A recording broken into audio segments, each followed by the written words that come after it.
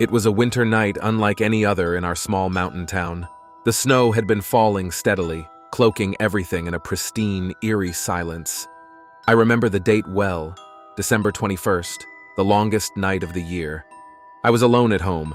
My parents had gone to visit my aunt who lived a few towns over, leaving me, a 17-year-old, in charge of the house. The day had been uneventful, filled with the usual chores and some time spent playing video games. As darkness enveloped the world outside, I decided to turn in early. That's when things started to get strange. It began with a knocking sound.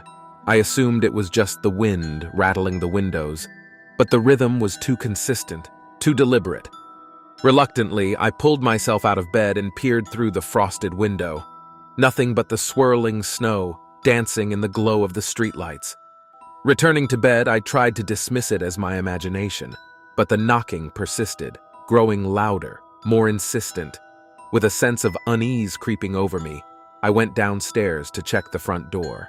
Opening the door revealed only the snowy landscape, the trees swaying under the weight of the snow. I was about to close the door when I saw it. Footprints in the snow, leading up to my doorstep and then stopping. I shut the door quickly, locking it. My heart raced as I backed away, trying to rationalize what I saw. It was then I noticed a shadow moving across the wall, cast by the living room light. It wasn't mine. The shadow seemed distorted, elongated, and it moved in a jerky, unnatural way. I stood frozen, watching as it seemed to hover near the window, then disappeared. I mustered the courage to investigate, but found nothing amiss outside. The real terror began when I heard the whispering. It was faint, a muffled voice that seemed to come from inside the walls. I couldn't make out what it was saying, but it felt as if it was calling to me, beckoning me to come closer. I roamed the house, following the sound which led me to the basement door. The whisper grew louder, more coherent as I approached.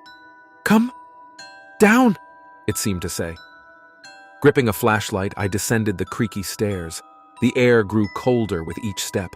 The basement, usually cluttered with storage boxes, was empty. The walls were lined with old, damp wood, and in the far corner I saw something that made my blood run cold. Scratched into the wood were words, "Help me." The carving looked old, the edges worn. The whispering had stopped, replaced by a deafening silence. I felt a chill run down my spine, not from the cold, but from a sense of being watched. Suddenly the light flickered and went out, plunging me into darkness. I heard a soft, ragged breathing behind me. Panicking, I scrambled up the stairs, tripping in my haste. I didn't stop until I reached my room, slamming the door behind me. I spent the rest of the night wide awake, every small sound making me jump. When morning came, the footprints and the shadow were gone, and the whispering had ceased. I later learned that our house was built on the site of an old cabin where a tragic incident had occurred many years ago. A young boy, lost in a snowstorm, had sought shelter in the cabin but perished from the cold. Was it his spirit that visited me that night? I never stayed alone in that house again, and we moved out the following spring. But the memory of that night, the knocking, the shadow, the whisper, and the desperate plea etched in the basement still haunts me to this day.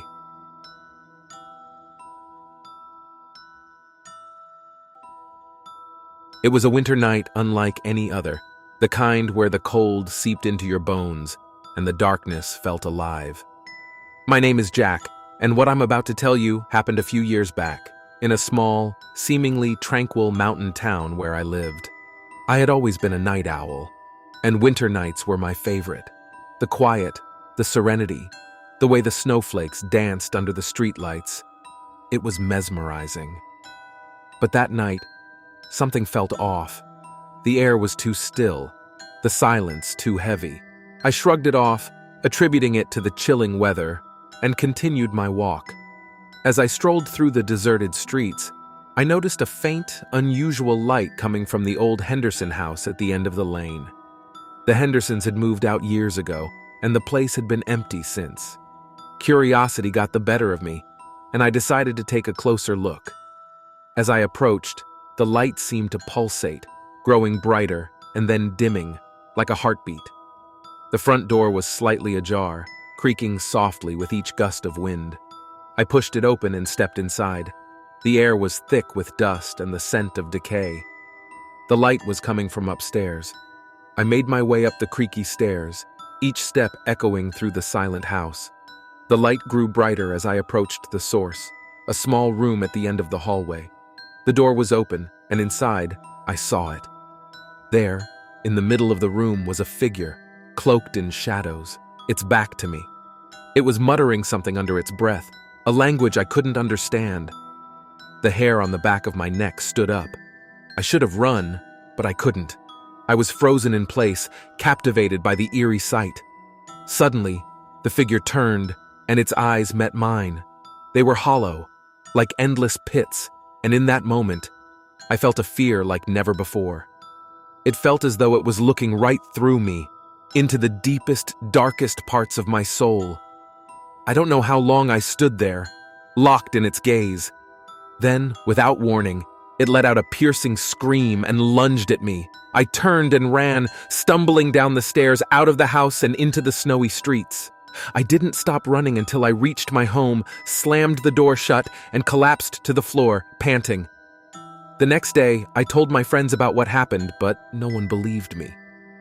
They said it was probably just my imagination, a trick of the light, or maybe a squatter living in the old house. But I knew what I saw, and it was no figment of my imagination. A few days later, I learned that the Hendersons had a son who went missing many years ago. They say he was into occult practices, and one day he just vanished without a trace. Some in the town whispered that he had summoned something he couldn't control. I couldn't help but wonder if what I saw that night was related to their lost son. I never went near the Henderson house again, and I avoid walking alone at night.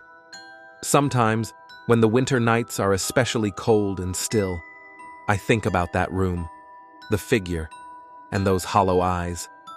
It's a memory that haunts me, a chilling reminder of the night I encountered something beyond explanation.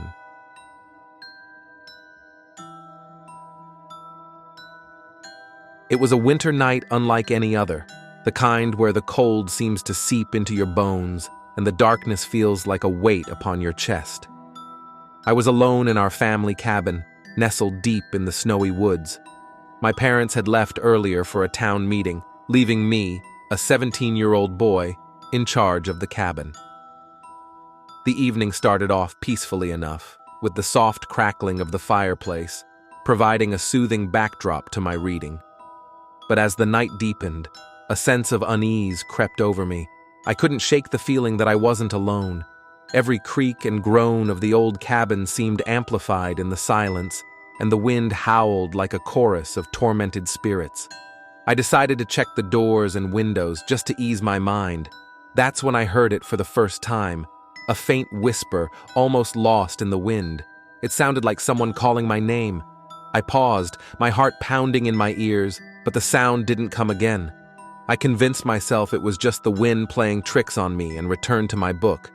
But the whispers returned, this time louder, more insistent. I could no longer deny that it sounded like someone was outside, calling to me in a hushed, eerie tone. I grabbed a flashlight and hesitantly opened the front door, peering into the thick blanket of darkness. The cold hit me like a wave, but there was no one in sight. The only tracks in the snow were my own from earlier that day. Returning inside, I locked the door and tried to calm my racing thoughts.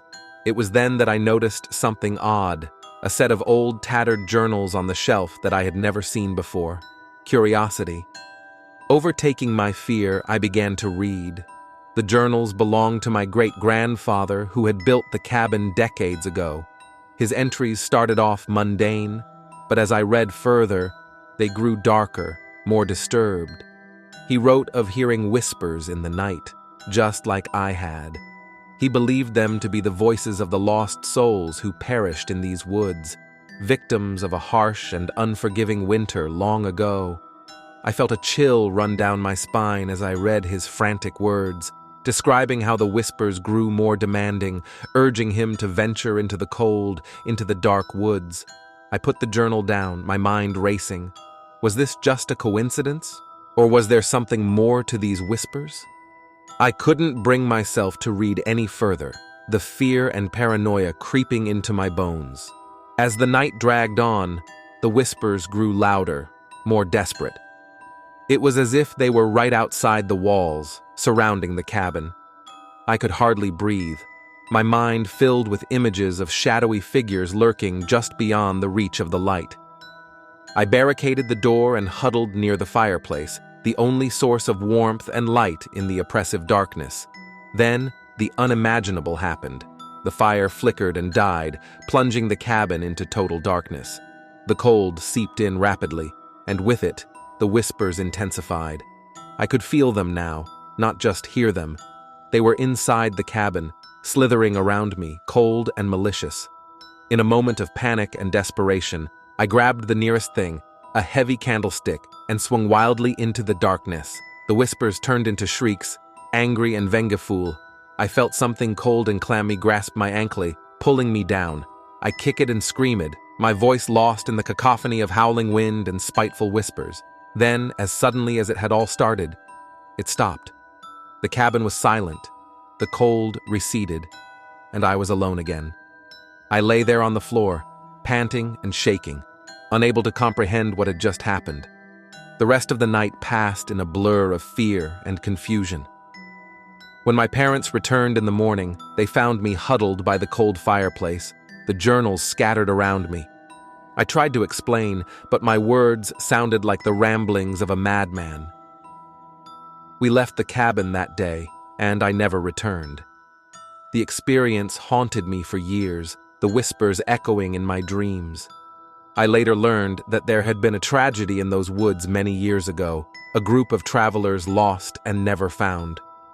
I can't help but wonder if what I experienced was their lingering presence, their voices carried on the winter wind, forever seeking solace in the living world. To this day, I avoid the woods, especially in winter.